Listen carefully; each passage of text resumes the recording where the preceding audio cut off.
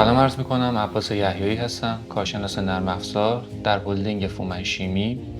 هلدینگ فومن شیمی بالغ بر حدود 60 سال فعالیت داره در زمینه تولید محصولات خودرویی و محصولات بهداشتی. برندهای مانند فومن شیمی، کاسپیان، فلورت و تارومار و بقیه برندها از محصولات شرکت فومن شیمی هستند.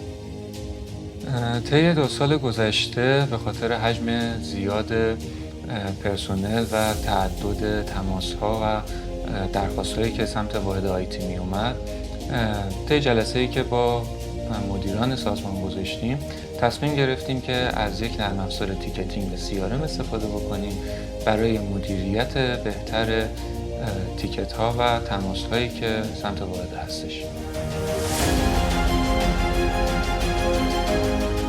با توجه به تحقیقاتی که توی بازار انجام دادیم و نرم افزارهای تیکتینگ و CRMی که مشاهده کردیم، تصمیم گرفتیم که از نرم افزار تیکتینگ دانا استفاده بکنیم به دلیل یوزر فرندلی بودن و کارایی خیلی بالایی که توی پاسخگویی به جواب تیکت ها داره.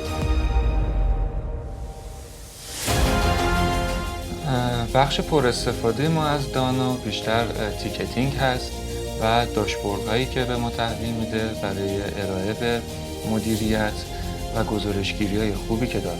یکی دیگه از قابلیت‌های ویژه‌ای که دانا در اختیار ما قرار داده، اطلاع رسانی از طریق پیامک و ایمیل هست که ما بر اساس اولویت بندی که قرار دادیم روی تیکت‌هامون میتونیم سریع‌ترین پاسخگویی رو به پرسنل داشته باشیم برای رفع مشکلاتشون. با کمک گردشکار و اتوماسیون اداری که توی دانا پیاده سازی کردیم، تونستیم خیلی از کارهایی که روزانه سمتمون هست رو به صورت نرم افزاری انجام بدیم و همین کار از حجم کار ما بسیار کم کرده و سرعت پاسخدهیمون رو بالا برده.